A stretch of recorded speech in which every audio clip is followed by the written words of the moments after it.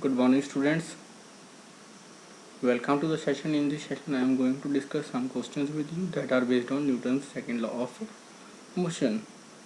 So, four of the questions I have discussed earlier. Question number one, this one that is on screen. This question we have discussed, and question number two we have discussed. Question number three we have discussed in the earlier video, and question number four we have discussed. So in this video I am going to discuss was from the question number 5 that is on screen. So he is saying find the ratio of T1 is to T2. So we have to find the ratio of tension T1 to the tension T2 when this force is acting in this direction and this angle is given as 30 degree. So this is a very important question, and from here onwards you will see what is the use of vectors. You have studied vector in the class 11th, but कुछ students के doubt थे कि where we will use vectors कहाँ पे use होगा, vectors का क्या हमें रोल रहेगा और हमने क्यों पढ़ा ये. So that things will be clear when you cover the next topics. So in this question it is a very important question, and how to handle this question that I will discuss here. So without wasting any time, let's start this question. Students, this is the component of this is the force F. Let me change the size of pencil. Okay. So this is the force F that is acting in this direction, and this angle is 30 degree. This angle is 30 degree. Students, now I hope you can guess this angle. This is complete angle is this complete is 90. Wait. This complete is 90. So this angle is now. This angle is 60 degree. This angle is 60 degree. Okay, I hope it is clear. 30 plus 60, 90. So if I redraw this one, wait. Okay, this is 30. This will be a new. This will be the y component. चलो यहाँ पे माल line ही ले लेते हैं. Let's take a line here, and this is the y component, and the value of y component is अभी देखेंगे, but we have to see firstly angle. So this angle is now. This angle is 60 degree. I hope it is clear. This angle is 60 degree. This angle is 30 degree and this angle will be 60 degree. I think up to this question is clear. After this, students, you have to divide this in F into two components. On this side we will get F cos 60, sorry, F cos 30. It is perpendicular here, let's suppose. So this portion will be x component will be F cos 30. I hope it is clear. आपने पढ़ा हुआ है. So on this right hand side, or on, you can say on the x axis, I will get F cos 30 degree component. Cos 30 degree. And on the perpendicular side, on this side I will get F sin 30. But you can write here F cos 60 also. F cos 60 और F sin 30. तो दोनों में से कोई भी लिख सकते हो. I am repeating again. So this component is clear. On the x axis we have to write F cos theta, क्योंकि cos theta यहाँ पे आएगा. परपेंडिकुलर अपॉन करके देख लेना. This is hypotenuse. So we have to find the base. Base upon hypotenuse is cos theta. So I think this is clear. F cos theta is on the this axis. Y axis पे बच्चे this angle is 60, तो इसको भी तो ले सकते हैं F cos 60. F sin 30 भी ले सकते हैं, बिकॉज sin 30 यहाँ से इस ट्रायंगल से बनेगा, फ्रॉम दिस ट्रायंगल. अदरवाइज जो F cos 60 है वो ऊपर वाली ट्रायंगल से बनेगा. ठीक है. तो आई am taking here F sin 30, क्योंकि थोड़ा इजी रहेगा आई थिंक आपको समझना. F sin 30, बट आंसर दोनों में सेम ही आएगा. sin 30 and cos 60 have the same value, so this is f sin 30. Now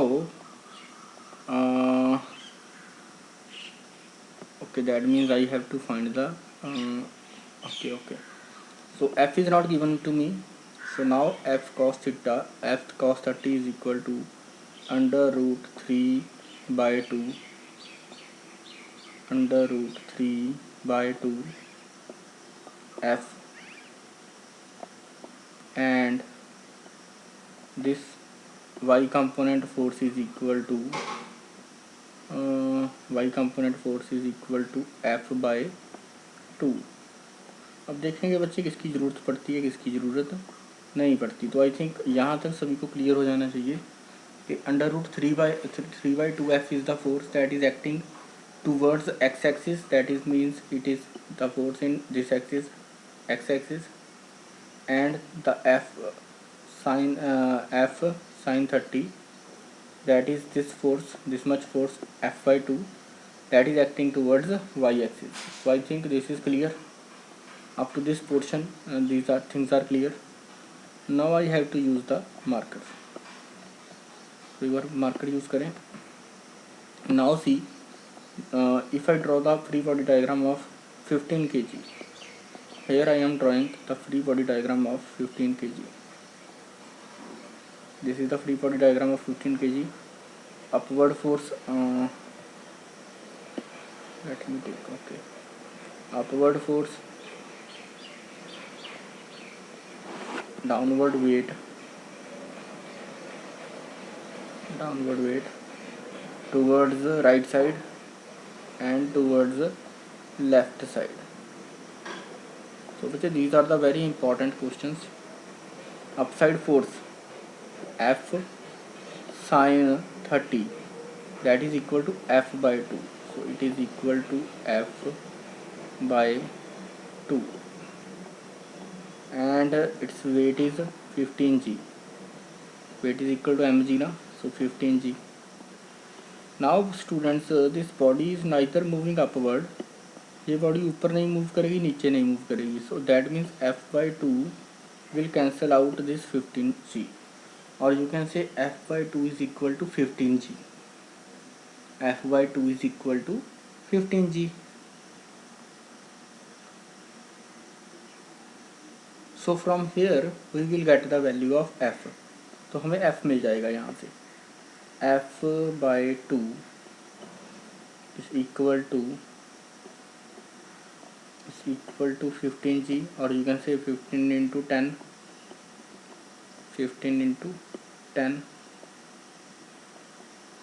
So this is equal to 150. f is equal to, f कितना आ जाएगा बच्चे, f comes out to be 300. f comes out to be 300 Newton. I hope it is clear.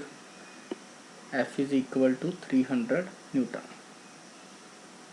After that we have to see, we have to find T1 and T2. Okay, so free body diagram of this 15 kg is clear. This is the free body diagram of 15 kg. From this we have calculated firstly force. So this is the 15 kg free body diagram. Students, if you have noted up to this point, can I clear this? Can I clear this all? So force comes out to be 300 Newton. Okay, now I have cleared it. Where I was, this is the free body diagram of 15 kg. So upward is cancelling with downward, so we are left with left side tension. इस side भी tension होगा ना, tension in both the direction. So tension is T1. This is the free body diagram of 15 kg again. This is T1 and this is force F by under root 3 by 2F. Under root 3 by 2F. And this is tension T1. And the two forces that are cancelled are, this one is the upward force, that is F by 2. and this is the downward force, that is 15g. So we have also calculated the value of F, but अब देखेंगे उसकी ज़रूरत तो है या नहीं है. So this is 15g. I hope it is clear. 15g. This will cancel out, but body will move in this direction, towards right direction. That means this F under root 3 by 2F is greater than T1. So from here I will get one equation that I will write here. Okay, एक equation मिलेगी मुझे, मैं उस equation को लिख रहा हूँ. That equation will be under root 3 by 2 F minus T1 equal to 15A. So net force is equal to mass into acceleration. So this is the equation that I got from free body diagram of 15 kg block. I hope it is clear now. तो ये सारा कुछ clear हो जाना चाहिए आपको, I think. So now I am clearing it again.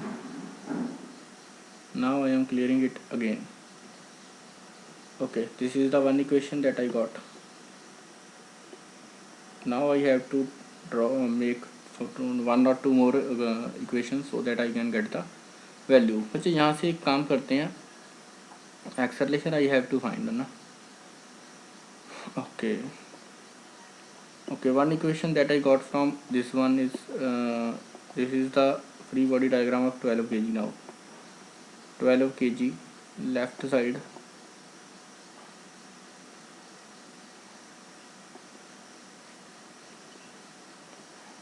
okay.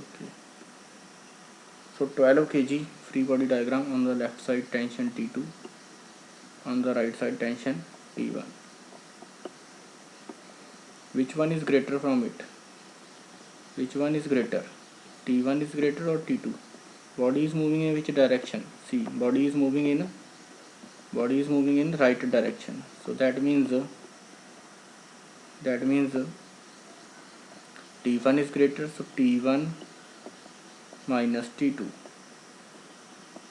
This is equal to mass into acceleration. So 12A. Acceleration will be same for the each mass. So this is T1 minus T2 equal to 12A. Students, I am clearing it now. The equation that you got from this free body diagram of 12 kg is the equation that you got from this 12 kg, that is equal to, I am clearing this one. The equation that I got is, मुझे एक दूसरी equation मिली, that is T1. Okay, wait. That is T1 minus T2 equal to 12A.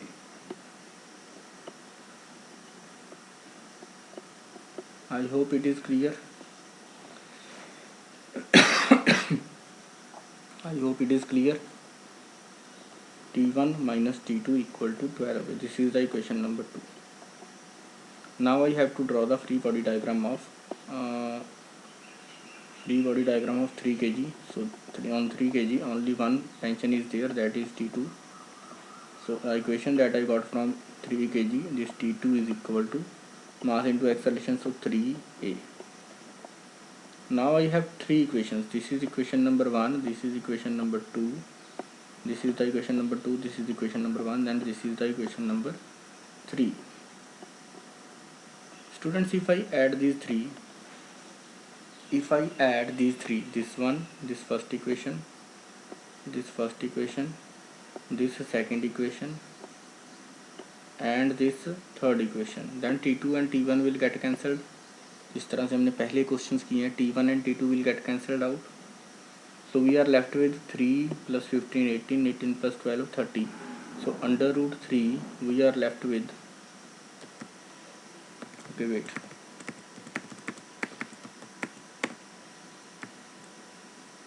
Okay, so we are left with under root 3 by 2F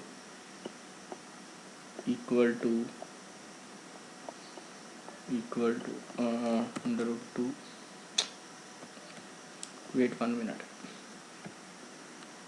F will come in numerator, so this is F is equal to 30A. So A comes out to be, let me change the color.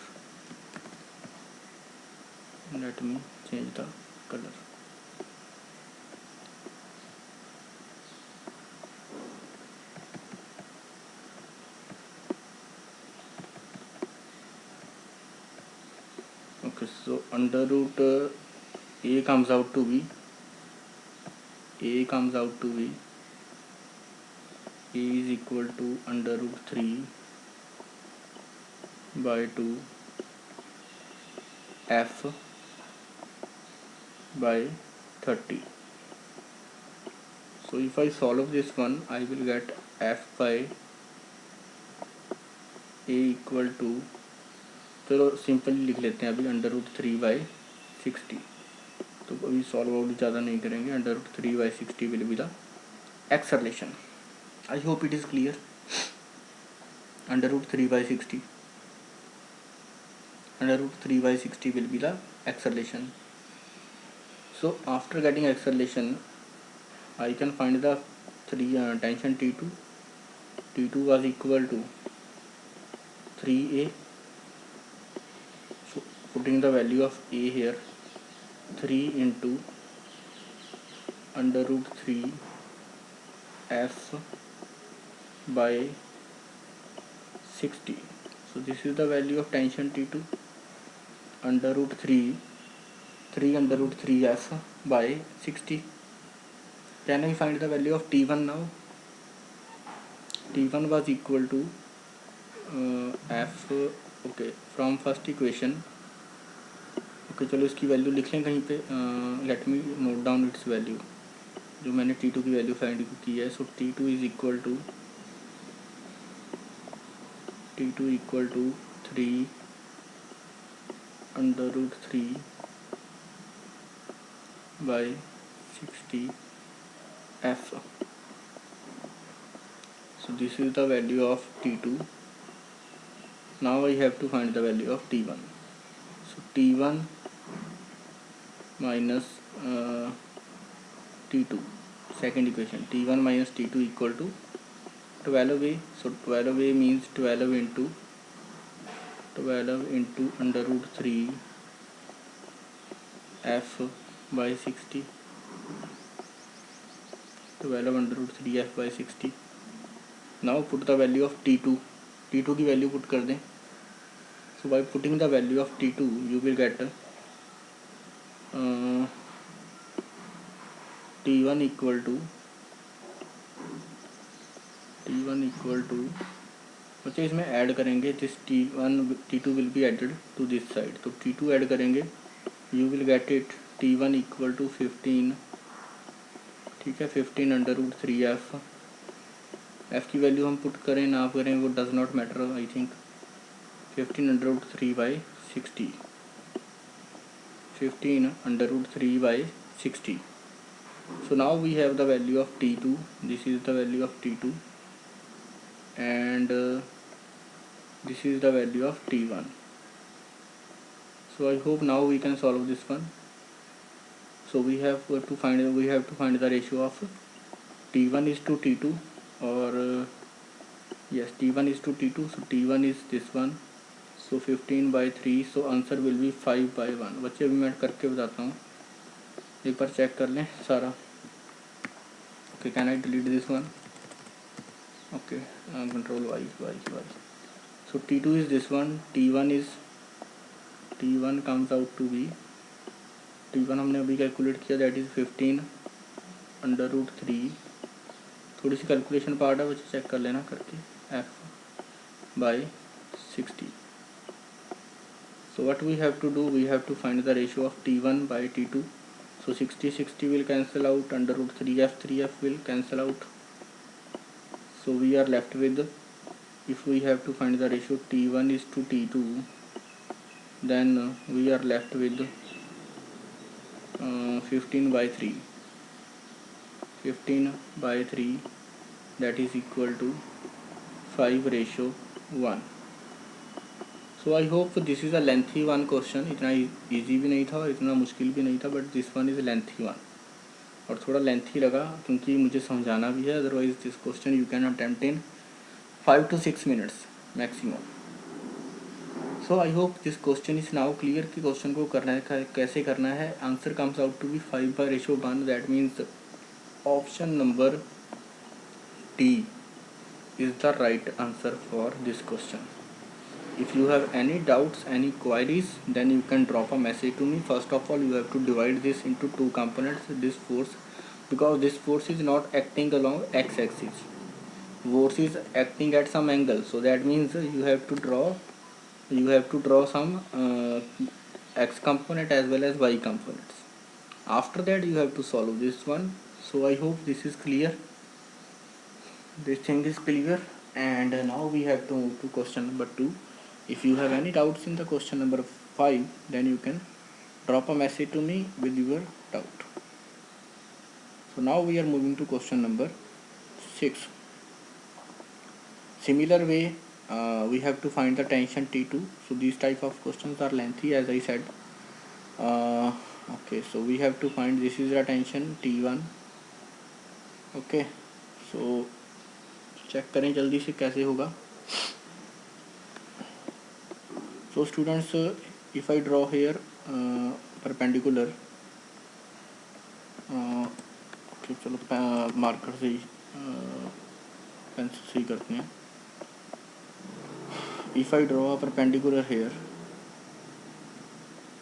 then this component, this is angle will be, this angle will be 30, yes, this angle will be 30 degree, and this angle will be 60 degree obviously. So that means component on this side, this is T2 cos 60. अच्छा, यहाँ से 60 का angle बनेगा ना, 60. So this is T2 cos 60. बहुत important question है for the entrance exams as well as board exams. This is now this angle will be 60 degree. तो ये कितना हो गया, 60. That means this angle will be 30 ना, this angle will be 30.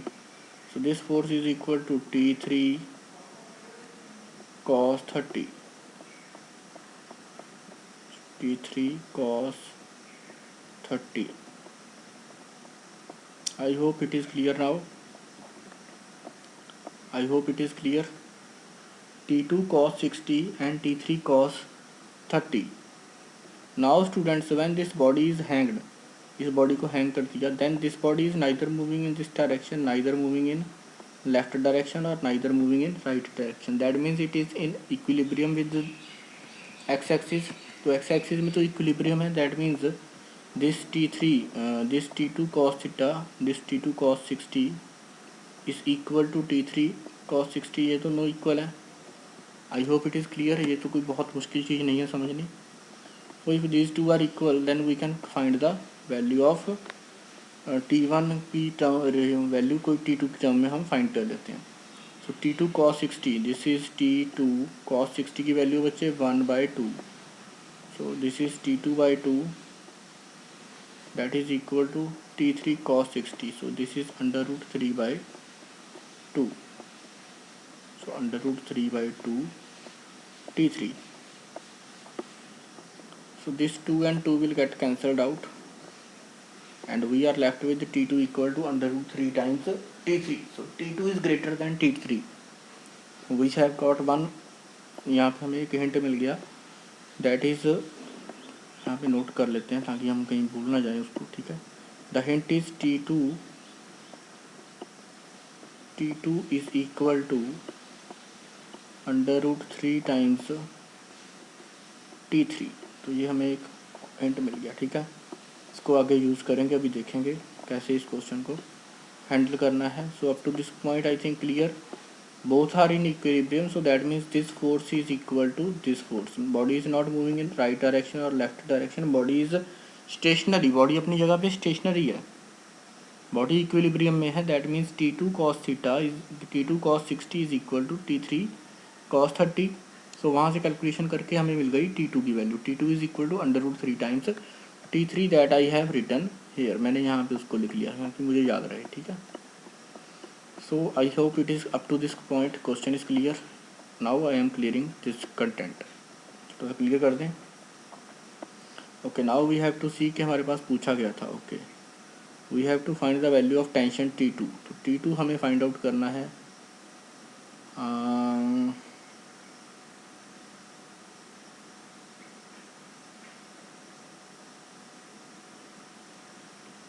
T1। Okay students, now we have to solve this one. एक बार try करते हैं।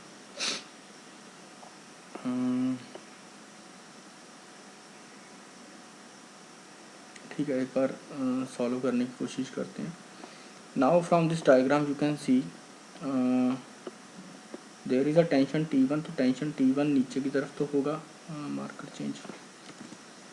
टेंशन T1 नीचे की तरफ तो होगा यहाँ पे, but this will B also in upward direction में भी होगा नीचे की तरफ।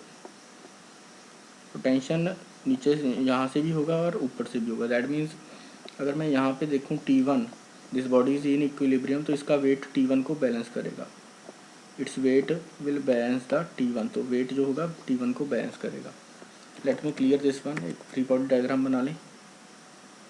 Let me draw a free body diagram of this 10 kg। तो ये फ्री बॉडी डायग्राम इसका, ऊपर की तरफ टेंशन लगेगा T1 एंड नीचे की तरफ लगेगा weight that is mg।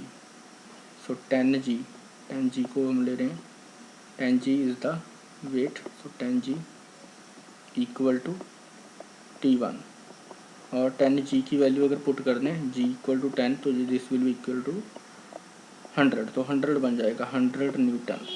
T1 we have calculated, T1 is 100 newton. तो जो मुझे मिल रहा है मैं नोट डाउन कर रहा हूँ। आई होप इट इज़ क्लियर कि हाउ T1 इज़ 100। बच्चे टेंशन अगर नीचे की तरफ होगा तो टेंशन ऊपर की तरफ भी होगा यहाँ से, तो दोनों एंड से टेंशन होता है। Okay, so that means T1 is equal to 100 newton. Now if it is clear can I note down this value in, मैं नोट कर लूँ कहीं पे, कंट्रोल वाई। ओके, सो मेरे पास एक तो टर्म T1 टेंशन वाली टर्म आई थी, दूसरा मेरे पास आ गया वैल्यू T1 इक्वल टू कितना आया बच्चे, T1 equal to 100 newton. So T1 that I have calculated is 100 newton. चलो दो चीज़ें मेरे पास आ गई।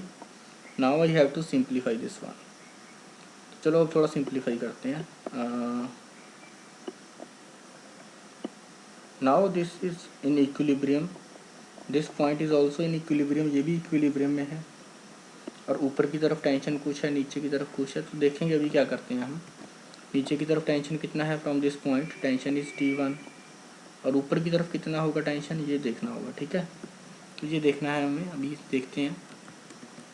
So can I split this one into two components again, this T2 को मैं इस साइड शिफ्ट कर दूँ। If I shift this T2 in this side, यहाँ पे शिफ्ट कर दूँ, तो क्या वैल्यू आएगी इसकी, its value will be equal to T2 cos 30, T2 cos 30। And अगर मैं इस T3 को इस साइड शिफ्ट कर दूँ परपेंडिकुलर पे, ऊपर की साइड, तो यहाँ पे आएगा T3 cos 60। सो ये बहुत इंपॉर्टेंट कंसेप्ट है that you have to understand. ठीक है, T3 cos 60, और these two are in the same direction, so they will be added। these two are in the same direction। थोड़ा सा erase करते हैं, थोड़ा सा भी आपको नहीं समझ आएगा I think. So what I am saying कि we have to shift this T2 into this side, on this side, यहाँ पे लेके आना है T2 को, and T3 also on this side, T3 को भी यहाँ पे लेके आना है। तो एक डायग्राम ड्रॉ करते हैं नीचे। ओके, तो यहाँ पे एक डायग्राम बनाते हैं clear. So this is the point, वो ये पॉइंट है, और ऊपर की साइड हमने कंपोनेंट्स डिवाइड किए। That one component was T2, left side पे हमारे पास T2 था, T2 cos 30, and on the right side हमारे पास था T3, तो T3 cos 60। तो एक बार चेक कर लें हमारा जो हमने लिखा है वो सही है। Okay, let me check. T3 cos 60 T3 cos 60 okay. T2 cos 30 okay, तो दोनों सही है। नीचे की तरफ क्या है, नीचे की तरफ है T1। So this point is also in equilibrium, this point is also in the equilibrium. तो एक बार ट्राई कर लें, जल्दी से वैल्यू फाइंड आउट कर लें। T2 cos theta, that means this addition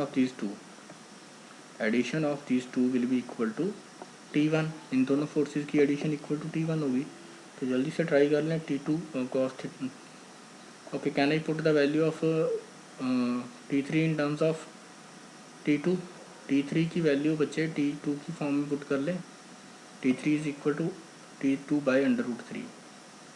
so this value that is T2, चलो ट्राई करते हैं, जल्दी से ख़त्म करें क्वेश्चन को। T2 cos 30 is √3/2।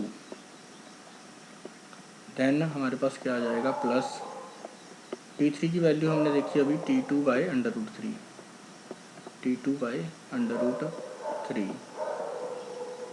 ठीक है। T2 बाई √3 साथ में मल्टीप्लाई क्या हो जाएगा, cos 60, that is equal to 1/2। चलो ये भी हो गया हमारा, ठीक है। That is equal to T1 की वैल्यू हमने पुट कर दी 100, तो चलो T1 को भी इक्वल टू 100 पुट कर देते हैं। T1 comes out to B 100। तो यहाँ से कुछ कॉमन ले सकते हैं, T2 T3 T1, ओके। चलो कुछ कॉमन लेते हैं, cos 30 √3 cos 60 1/2। तो बच्चे यहाँ से तो कुछ कॉमन अभी 2 ही ले सकते हैं आई थिंक। तो एक बार आंसर चेक करें, आंसर पे कहाँ से हम पहुँच सकते हैं। √3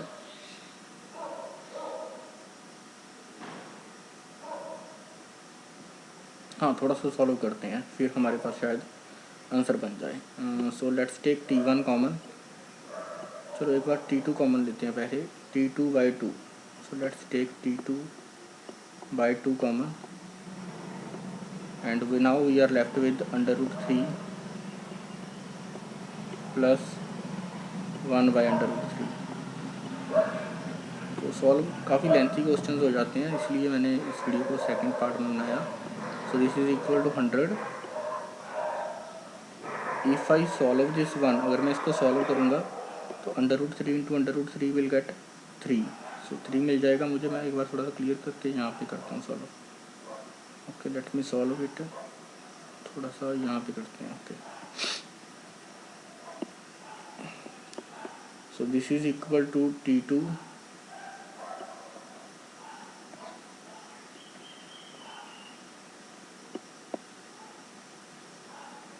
T2 by 2, this is equal to 3 plus 1, so 4/√3 equal to this whole term equal to 100। तो कुछ कैंसिल आउट कर दें, 4 इंटू 100, तो यहाँ पे आ गया हमारा 25 will be there. And T2, now T2 comes out to be, एक बार चेक कर लें जल्दी से। T2 comes out to be √3 into 2 भी है साथ में, और इंटू 25 भी है। दैट मीन्स हमारे पास अभी √3 into 2 into 25, sorry, this is 25 year. So 25 भी है अभी। सो एक बार चेक करें तो हमारे पास क्या आएगा, this will be equal to, this answer will be equal to T2 equal to 50√3। सो 50√3 will be the answer for this T2। तो T2 we have to find in the question। T2 का हमने फाइंड आउट करना था, तो काफ़ी lengthy question गया ये भी, approximately 15 minutes this question has also taken, but अगर समझ आ जाए तो बहुत अच्छी बात है। So T2 comes out to be 50√3। Students try करना है एक बार समझने की, अगर नहीं समझ आता then I can repeat this one again, but I think अगर समझने की कोशिश करोगे तो समझ जरूर आएगा। So this was all about the second question and finally we got the answer 50√3. So option number D will be the right answer for the second question. So these type of questions काफ़ी lengthy होते हैं कई बार। So for the first question we have seen हमारा answer क्या आया था, also D option 5:1. So 2 questions we have done, for both the answer is D option. Now we have to question number we have to see the question number 7। बच्चे 7 भी almost same type का question है, थोड़ा lengthy होगा, तो देखते हैं अभी करते हैं। चलो जल्दी से करके देखते हैं।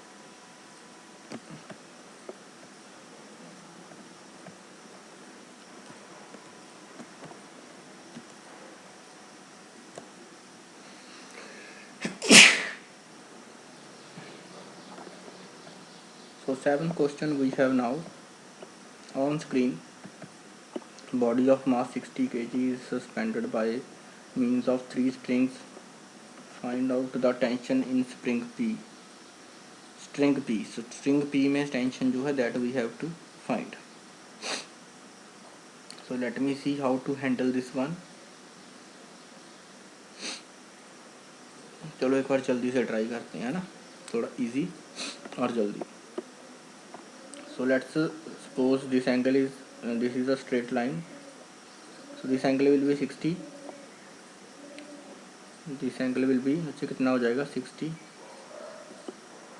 चलो थोड़ा सा हाँ, this angle is 60 and this angle will be this angle is 30 again, ये फिर से 30 हो जाएगा एंड दिस एंगल इज 60। तो इन चीज़ों को थोड़ा सा आपको नोट करना होगा कैसे आए ये internal total sum of angles in a triangle is 180, तो वहाँ से हमने कैलकुलेट किया this is 90, so 30 + 90 120, so this angle is obviously 60 ही होगा। So I think now it is clear, थोड़ा सा डायग्राम क्लियर है। अब क्या करना है बच्चे, we have to draw the components, हमें कंपोनेंट्स ड्रॉ करने होंगे। चलो वो भी मैं पेंट की ऐप से ही करता हूँ। Let me take some different colour, चलो डार्क ब्लू लेते हैं। So this let's take string, इस स्ट्रिंग में टेंशन है P, ठीक है, P और नीचे है Q, ठीक है, और Q नीचे की तरफ भी होगा यहाँ से और यहाँ से बॉडी से ऊपर की तरफ भी होगा। तो यहाँ पे डायग्राम में ये चीज़ें नहीं बताई होती कि दीज थिंग्स, तो ये चीज़ें नहीं बताता कोई डायग्राम में, ठीक है। तो Q क्लियर, P में भी इसी तरह से इस साइड से टेंशन होगा और इस साइड से भी टेंशन होगा, ठीक है। सो P बच्चे नाउ बात करते हैं R की। R is on this side, R इस साइड भी है तो R इस साइड भी होगा, बट हमें R के कंपोनेंट्स डिवाइड करने होंगे। So on this side we will get R cos 60, हमें मिलेगा इस side R cos 60 and on this side we will get R sin R cos 30। तो cos की ही टर्म ले रहे हैं, बस हमें एंगल चेक करना है कि एंगल हम गलत ना लें। यहाँ पे देखो cos को इस साइड लेके आना है तो एंगल कितना चाहिए 30 का, cos को इस साइड लेके जाना है तो एंगल होगा 60 का।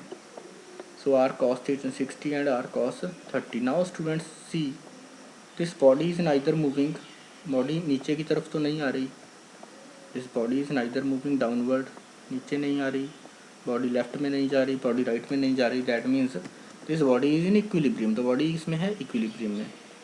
सो what we have to do, हम ट्राई करते हैं इसको फर्दर ड्रॉ करने की। So from this point I got two equations मेरे पास बना, P = R cos 30, P is equal to R cos 30, obviously मिल गया मुझे क्योंकि P ही इक्वल टू R cos 30 है, because body is not moving towards right left, कहीं भी नहीं जा रही बॉडी, तो that means P is equal to R cos 30। So R cos 30 की वैल्यू पुट करते हैं बच्चे, cos 30 की वैल्यू पुट करते हैं एक बार, तो cos 30 is equal to under root 3 by 2 r. So p is equal to, so here you can see p is equal to, p वैसे बच्चे टेंशन है बट मैंने p के ऊ आर ही ले लिया उसको. So p is a tension that is equal to under root 3 by 2 r. I hope it is clear. सबको क्लियर हो जाना चाहिए कि दिस p, ये देखो टेंशन इस साइड है ना, tension is on this side. So this tension is equal to r cos 30. तो यहाँ पे डाउट नहीं होना चाहिए, अगर यहाँ पे डाउट लेके चलोगे प्रॉब्लम आएगी. So this tension p is equal to r cos 30. cos 30 की वैल्यू पुट कर दो under root 3 by 2 r. p is equal to under root 3 by 2 r. यहाँ तक सबको क्लियर हो जाना चाहिए. ओके अब मैं एक फ्री बॉडी डायग्राम बना रहा हूँ. I am drawing the free body diagram of this 60 kg का free body diagram. 60 kg free body diagram. This is the 60 kg mass. Upward direction में टेंशन कौन सा है, that is Q. And downward direction में क्या है, weight, that is 60 g into 60 g. और इसको अगर मल्टीप्लाई करेंगे देन हमारे पास आ जाएगा 600. चलो अभी मैं क्या करता हूँ, इसको मैं 60 ही ले रहा हूँ. ठीक है, I am taking it as 60. मैं 60 ही ले रहा हूँ. 60 जी. ओके मैं 60 को मल्टीप्लाई नहीं कर रहा. 60 g. So now see what I have to do. चलो 60 जी हो गया. हाँ, Q is equal to, body is in equilibrium ना. So body is in equilibrium, that means Q is also equal to, Q किसके equal होगा, Q is equal to 60 g. तो that is also one of the condition. तो Q is equal to 60 into g. तो ये तो भी clear हो गया. One is P equal to under root 3 by 2 r. This I got from the X axis equilibrium, के body जो है एक्स एक्सिस में इक्विलिब्रियम में है. And the one I got from this one की क्यू के फ्री बॉडी डायग्राम से मुझे मिला. One I have to see this point. Now see this point. Upward is r cos 60. Downward क्या है, डाउनवर्ड इज क्यू. तो अगर मैं इस पॉइंट का फ्री बॉडी डायग्राम बनाऊँ, if I draw the free body diagram of this point, this will be equal to Q. नीचे की तरफ तो क्यू है, ऊपर की तरफ क्या है बच्चे, r cos 60.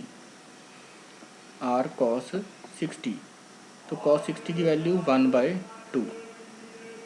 So that means Q is equal to, मुझे बहुत सारी इक्वेशंस मिल गई लेकिन अभी मेरे पास आंसर नहीं आया. तो यही एक मतलब आया ड्रॉबैक है कि हम क्वेश्चन सॉल्व करते रहें बट हमें पता ही नहीं चलता कि आंसर मिलेगा कहाँ से. So this is now Q is equal to r/2. तो बहुत कुछ मिल गया हमें. अभी हम कहाँ पहुँचे ये हमें देखना है. We have to basically find, हमें फाइंड क्या करना था, p we have to find. So Q is equal to 60. अभी हम r फाइंड आउट कर लें तो थोड़ा सा हमें आंसर शायद मिल जाए. चलो एक बार ट्राई करते हैं. लेट मी मूव डाउनवर्ड, थोड़ा डाउनवर्ड चलते हैं फिर ट्राई करते हैं. तो हम डायग्राम से थोड़ा फ्री हो गए. अब डायग्राम हमने एलिमिनेट कर दिया. सो लेट्स सी के हम कहाँ पे थे. सो आई वॉज टेलिंग कि हमने फाइंड आउट कर लिया Q equal to r/2. Q we have 60 g. That means 60 g equal to 60 g is equal to r/2. तो r को एक बार फाइंड कर लें. r इक्वल टू कितना हो गया, r comes out to be 120 g. r comes out to be 120 g. After that we have to find p. हमें p find out करना था ना. सो p को हम अब कर सकते हैं. p we can find, we have the value of r. So it is under root 3 into 120 g भी आएगा साथ में, 120 जी by 2. So if I cancel out it, यहाँ पे आ जाएगा 60. Here we will see 60. तो अब हमारा आंसर जो आया that is 60 under root r 60/3. So this is our answer. 60/3 newton is our answer. तो ठीक है, 60/3. साथ में बच्चे जी भी आएगा इसके, 16/3 जी. तो नाउ सी द आंसर. एक बार चलते हैं आंसर देखने. 103, 60, 130, 50. तो बच्चे 60/3 है, दैट मीन्स 60 के साथ हमने क्या किया है, 60/3 है तो 60 मीन्स 60 के साथ 1.73 मल्टीप्लाई किया है, 1.73. तो दैट मीन्स 120 तो आंसर नहीं होगा, 120 से लेस होगा और 60 से बड़ा होगा, है ना. 60 से बड़ा होगा एंड 120 से लेस होगा. तो एक बार आंसर चेक करें. तो हमारे पास जो ऑप्शंस हैं उनमें से आई थिंक हमारा 103 वाला मैच करेगा. 103 kilogram force. So this will be the answer. यही आंसर बनेगा बिकॉज इसमें क्या है, वैल्यू 60 से ग्रेटर है एंड 120 से लेस है. इस ये भी रिजेक्ट हो जाएगा. This will B also rejected and this will B also rejected. So your answer will B 103.9. सोचिए करना कैसे है, कंपोनेंट से डिवाइड करने हैं. कंपोनेंट डिवाइड करने बहुत ज़रूरी हैं और अगर आपको कंपोनेंट डिवाइड नहीं करने आते अभी तो एक बार कंपोनेंट्स को डिवाइड करना सीखना. ठीक है. कोई डाउट आता है then you can ask me on my personal number. मेरे नंबर पे पूछ सकते हो कोई भी कहीं भी डाउट आपको लगता है कंपोनेंट्स को डिवाइड करने में. कि कंपोनेंट वैसे ये मेथड बेस्ट है, साइन थीटा वाला रहने दो. कि कॉस थीटा वाला एंगल देखो, जहाँ भी जिस कंपोनेंट को लेके आना है उसके साथ उसका एंगल देख लो, उसको एंगल को कॉस थीटा के साथ लगा दो. That is a better way. So now we are moving to the last question of today. Last question. A block of 4 kg is suspended through a light spring balances A and B. The A and B will read respectively. तो A and B कितना read करेंगे? A and B कितना read करेंगे?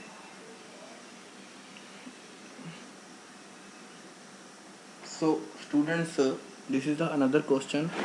तो बहुत important है और शायद आपने पढ़ा भी हो कभी कि स्ट्रिंग जब भी स्प्रिंग सीरीज़ में लगाते हैं तो उनमें जो टेंशन है वो सेम रहती है. Like this is springs are like thread. तो एक थ्रेड अज्यूम कर लो, यहाँ पे एक पॉइंट है, उसके बाद फिर से यही थ्रेड है. तो थ्रेड में स्ट्रिंग तो सेम ही होगी, थ्रेड में टेंशन तो सेम ही होगी. In the same way when the springs are in series में मतलब होता है जब स्प्रिंग को एक एंड को स्प्रिंग के दूसरे एंड के साथ इस तरह से कनेक्ट कर देते हैं. These are called the springs are in series. So whenever the springs are in series तो उनमें क्या है, टेंशन सेम रहता है, फोर्स उनमें सेम रहती है. इसी टाइप से थ्रेड में भी हर जगह force same. Thread change, if the thread does not change, तो थ्रेड चेंज नहीं हो रहा, दैट मीन्स फोर्स क्या होगी, सेम. सो यहाँ पे भी स्प्रिंग्स सीरीज़ में है, that means the force will not change. So force will be from here 4 kg is downward. So 4g. ठीक है, 4g और यू कैन से 4 kg. ठीक है. तो 4 kg फोर्स है, नीचे की तरफ लगेगी 4 kg एफ. 4 इंटू 10 लगेगी बच्चे, वैसे 4g लगेगी फोर्स. ठीक है. And this 4g is equal to upward tension. जो स्प्रिंग में टेंशन होगी या रिस्टोरिंग फोर्स बोल देते हैं जिसको, तो टेंशन इक्वल टू 4 kg होगी. सो आपका आंसर आएगा 4 kg एंड 4 kg दोनों की फोर्स सेम होगी. 2 kg रिजेक्टेड, ये भी रिजेक्टेड बिकॉज जब भी spring when the two springs are in series तो उनमें फोर्स क्या होगी, same. So this is the regarding the question number 8. थोड़ा सा कंसेप्ट बस सीरीज़ का ही है इसमें ज़्यादा. बाकी जो पहले 3 क्वेश्चंस थे that are the difficult one, वो अच्छे लेवल के क्वेश्चंस थे और अच्छा दिमाग लगेगा अगर आपको आपने करने हुए. तो काफ़ी अच्छे क्वेश्चंस थे दैट वर. और सारे ही क्वेश्चन जो हमने किए वो कंपोनेंट डिवाइड करके करने वाले थे almost. Question number 12 was also. एक बार सारा क्लियर कर दूँ मैं कंटेंट. चलो एक बार मैं क्लोज करके ओपन करता हूँ. Don't save, open, untitled, paint. So students, this was the PDF. एक PDF थी हमारे पास, उसमें से हमने काफ़ी क्वेश्चंस देखे, कुछ पहले किए, लेकिन आज जो क्वेश्चंस थे वो थोड़े अलग थे. So 5th question we have done today. 5th question हमने किया काफ़ी लेंथी तो लगा, पहले ऑलमोस्ट 12 मिनट्स हमारे 20 मिनट्स कंज्यूम हुए इस क्वेश्चन में। And finally we got the answer, हमारे पास आंसर आया था option number D was the right answer. So option number D was the right answer for the question number this one. तो इसको भी इसी तरह से स्प्लिट करना था, on this side F cos 30 इस साइड, और इस साइड पे आ जाना था एफ कॉस 60। तो कॉस 60 कहाँ से आया, ये दिस एंगल, इस एंगल को लिया सर ने 60, तो वहाँ से डिवीज़न करके क्वेश्चन को सॉल्व किया। तो मैं अभी बता रहा हूँ कि कंपोनेंट्स को कैसे डिवाइड किया। यहाँ से एक परपेंडिकुलर ड्रॉ किया, यहाँ से एक परपेंडिकुलर ड्रॉ किया, एंड इस साइड हमारा कंपोनेंट आ जाएगा T2 का ये वाले एंगल के साथ T2। अब ये एंगल देखना है तो पहले अंदर वाला फाइंड करना होगा। अंदर वाला आएगा 30, बाहर वाला आएगा 60, ठीक है। तो ये कंपोनेंट आ जाएगा T2 cos 60। तो ये सारी चीज़ें हम क्वेश्चन कर रहे थे तब भी मैं बता चुका हूँ। This is cos 60। फिर इसी तरह से T3 के कंपोनेंट डिवाइड होंगे दो। इस साइड T3 के साथ एंगल आएगा cos थीटा वाला, जो ये वाला होगा दिस एंगल। उससे पहले हमें ये फाइंड करना पड़ेगा। सो this is 60, this angle will be 30। तो बहुत इंपॉर्टेंट है इस तरह से कंपोनेंट्स को डिवाइड करके समझना कि how we can divide the components in the same way you have seen in the question number this one. यहाँ पे भी कंपोनेंट्स डिवाइड किए, इस एंगल को फाइंड किया, और फिर आर का इसका कंपोनेंट हम लेके आए आर cos 60, और उसको फिर इसी साइड भी एक लेके आए क्योंकि हमें पी के साथ बैलेंस कुछ करना था, पी वाली टेंशन के साथ। सो इस साइड हम लेके आए थे आर का कंपोनेंट दैट हैज़ एंगल, तो ये हमारा 60 हो गया था अंदर वाला, और ये एंगल कितना हो गया था 30। तो हम इस साइड लेके आए थे आर cos 30।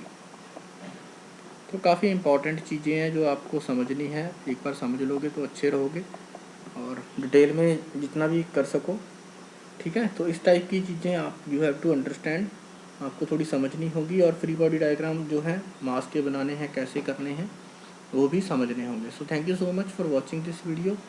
क्वेश्चन नंबर 7 का आंसर था हमारा D option, and first 3 questions जो थे मतलब 5th 6th एंड 7th उनके आंसर डी ही थे, और द लास्ट क्वेश्चन जो था उसका आंसर ऑप्शन नंबर सी था। So if you have any doubts in these questions then you can drop a message to me, एक मैसेज ड्रॉप कर देना। बाकी कोई डाउट होगा आप पर्सनली भी सेंड कर सकते हो कि किस पॉइंट पे डाउट है। Okay, so thank you so much, have a nice day, take care, bye bye.